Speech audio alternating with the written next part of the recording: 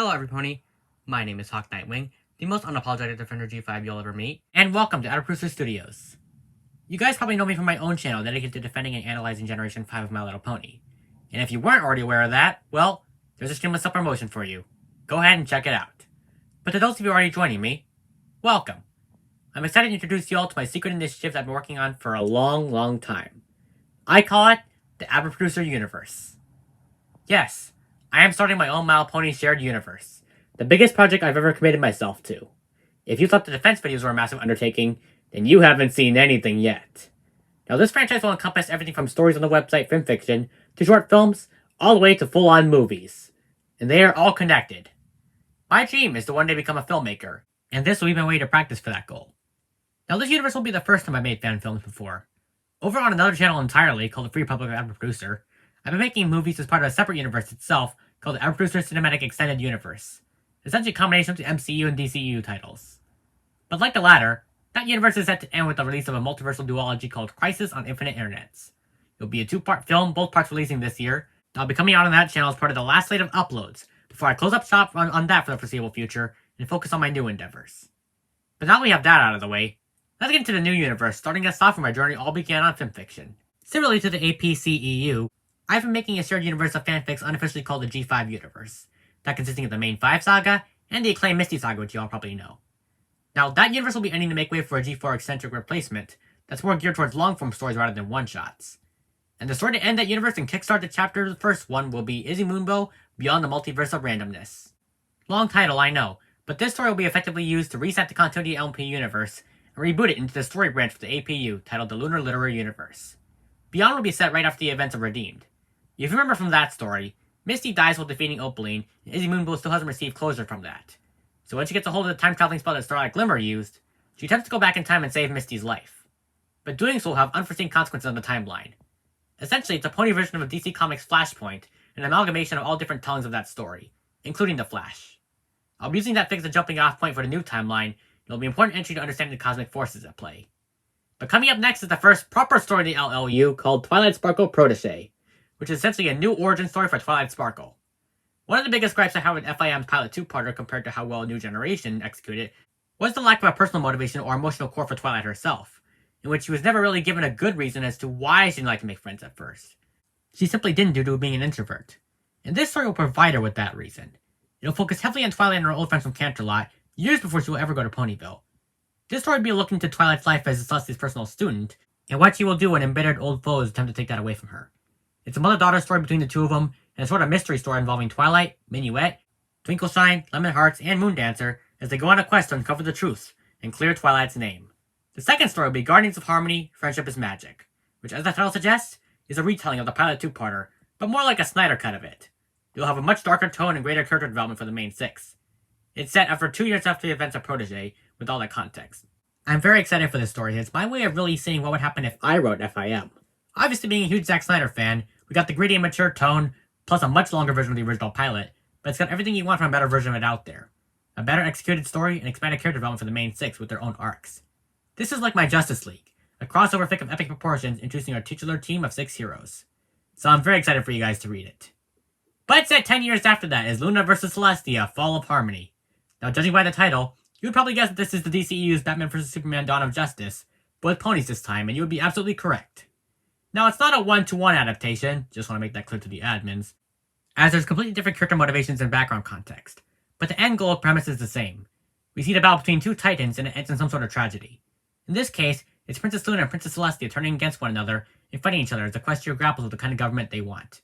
This will be the birth of the new Lunar Republic and Solar Empire factions, as the land becomes divided. Celestia turns evil, as Luna breaks away from her tyrannical regime to form a democratic republic. It's a different, more nuanced look at this ages-old fandom concept that I feel will reinvent it for new audiences. Completely new history, completely new motivations behind both while still sticking to the core of what made bronies latch onto them in the first place. But coming up next after that is an Equestria Girls fic titled Student Quest, which is essentially what would happen if you mix the Hunger Games franchise with the Object Show Battle for Dream Island, or BFDI. The main character is Sweetleaf, a background human and eco kid that the fans become attached to, and it is essentially her journey to redemption. She's down in her luck, flunking her classes, had a falling out with her friends. This is sort of a way for her to prove herself. It's a story of fighting for your friendships, a common theme across these stories, and reconciling in dark times. Beautiful story, if not a bit gory considering the reality show deathmatch subject matter. But after that, we jump back to the pony world for Son of Luna, which is like my Man of Steel. And this one is all about the origins of my character Hawk Nightwing. Now before you all shout at me for making a self-insert fic, I would like to hopefully alleviate those fears and clarify that the character came first, not the author.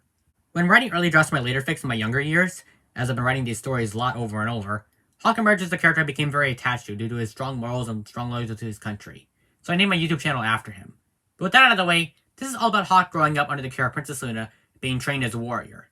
It's a war story and an epic, following Hawk as he grows up, rises in the ranks of the Lunar Republican Army, and wins battles for the new Lunar Republic during the Equestrian Civil War. Speaking of that, the Equestrian Civil War, Clash of the Sisters is up next. Now, this story says the title changed around a lot, which is why I see a different subtitle here. It still needs to be updated on the site. But it's finally moving forward, and this one particularly resonates with me. It's a father-daughter story following Hawk as he rescues the Hippogriff Silverstream from slavery in the Solar Empire. And the story follows him slowly losing the cold, hardened exterior he built up as a result of the ongoing war, learning to care for a girl who had no quality of life before she was rescued. It's a powerful story about surviving abuse and fatherhood, which is the perfect combination of themes in my opinion. But following that story, we actually have our first film in the Admiral Producer Universe, which is Luke Catwalker, Battle for Titus. Now, one of the most interesting things about this new universe is that I get to mix MLP characters with my own original non-MLP characters, so we have this fleshed out universe where the two flow together seamlessly. And the premise is like Student Quest, but with more of a fun twist. It's a musical akin to a Disney film, with a ton, and I mean a ton of songs, both sung by characters and background pop songs akin to a James Gunn film. It's sort of like a 16th anniversary love letter to all the object shows I watch, like BFDI, Nat Insanity 1, and it follows Luke as he's rescued by Twilight Sparkle, who's been in self-imposed exile following the events of LBC, to fight in a rigorous reality show run by the announcer. This is where we introduce the core Admiral Producer cast, and even bring over some characters from page to screen, such as Hawk Nightwing himself. We also start introducing characters from G5 here, such as Misty Brightdawn. Yes, this is a universe where both G4 and G5 coexist, which is a very interesting element. So far she's the only G5 character introduced, but it leaves the groundwork for more to be introduced in the follow-up film. After that we have Misty Brightdawn Family, which is a short film all about Misty as she adjusts to her new family with Luke and his friends. It's a very emotional short film and it's the first G5 exclusive story in this new universe. There's no G4 characters, it's just Misty as she adjusts to her newfound freedom after living in an abusive relationship with the announcer. It's an emotional short about family and overcoming trauma. But going back to G4 and fanfiction, we have the Equestrian Civil War 2, The Battle for Silverstream. This is a story about friendship, and how it isn't always easy, but there's no doubt that it's worth fighting for. This is already my favorite story in the LOU, even in idea form. Essentially, after running to be president of the new Lunar Republic, Hawk is framed and thrown into prison for a crime he didn't commit. Cozy Girl and her mother then assume control of the nation, and enslave Silverstream once again. So it's up to Ocella's to train under the most famous lawyer in Equestria to become one herself, so she can help Silver file a lawsuit against her abusers and exonerate Hawk's name. It's a young sick story through and through, and it's all about the power of friendship and perseverance. It's emotional, it's dark, it's empowering, it's got legal drama elements, it's grounded like a Christopher Nolan movie, just what's not to love here? This sort of acts as the culmination of the whole universe thus far, even though it definitely isn't.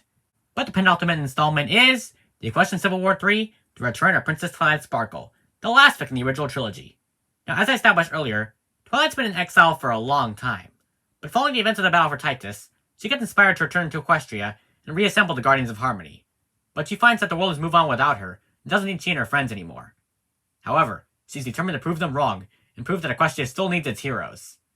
But she'll have to do it soon as a new threat is looming over the horizon that threatens everything the Republic holds dear. It's a combination of everything we've been building so far, but it's not the end of Chapter 1. Nope, that honor goes to the final film, Admiral Producer, the movie. This is it. This is the Avengers of our first phase.